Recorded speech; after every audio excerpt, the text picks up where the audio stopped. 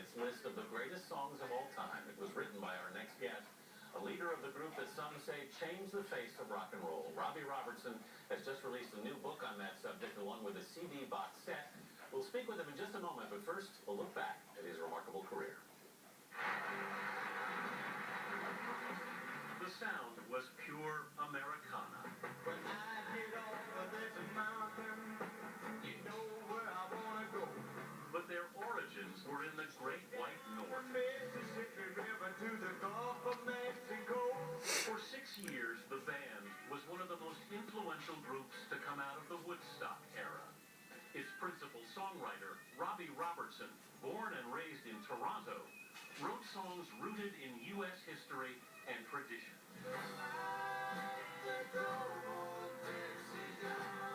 Critics and fans seemed drawn to the group's true musicianship. Talent pooled earlier from years on the road as the backing band for Ronnie Hawkins, and then later, Bob Dylan. It was with Dylan where they found themselves at the center of a rock and roll controversy. Dylan had just gone electric, and the group had to endure constant booing from audiences. At one gig, an audience member shouted, "Judas." Dylan responded by telling the band to play louder. After parting with Dylan, the band's original lineup went on to release 7 records over 7 years, before they called it quits in a final concert commemorated in Martin Scorsese's film, The Last Waltz. The original band's final show featured a who's who of rock and roll.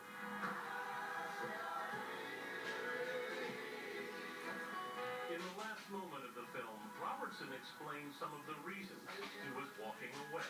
The road has taken a lot of the great ones. Hank Williams, Buddy Holly, Otis Redding, Janis, Jimi Hendrix, Elvis. It's a goddamn impossible way of life.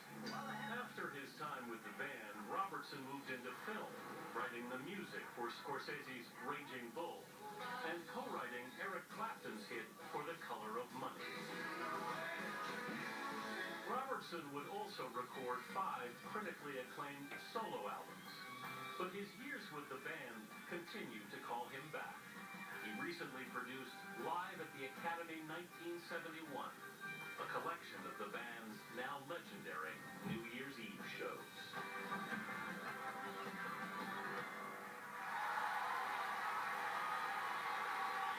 Robbie Robertson's new book is out this weekend. It's titled Legends, Icons, and Rebels, Music That Changed the World. And we're honored to welcome Robbie Robertson to CBS this morning, Saturday. Thanks for being here.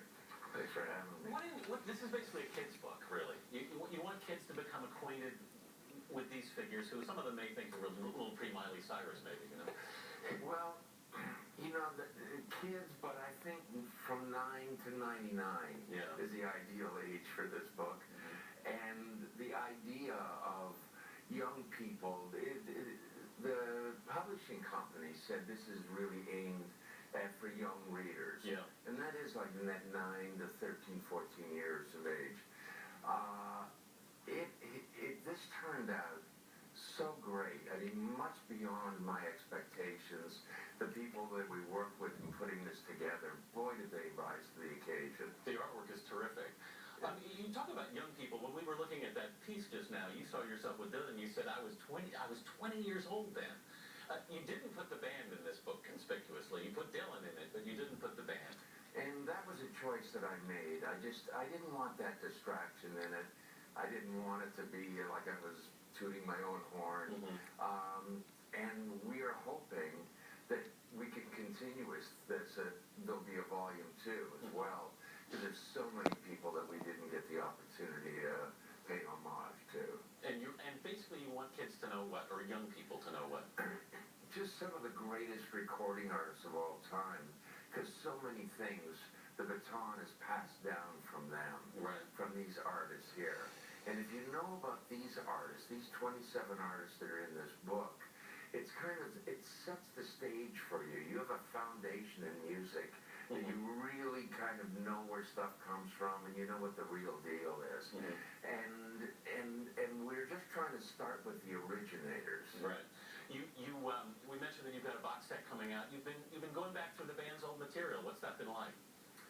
It's been pretty great, actually. This collection, the band live at the Academy of Music, is a real high point in when we were at really at the top of our game, and it was an extraordinary opportunity that we could record at this time because we were in a huddle at this stage where we were kind of playing to each other. Yeah.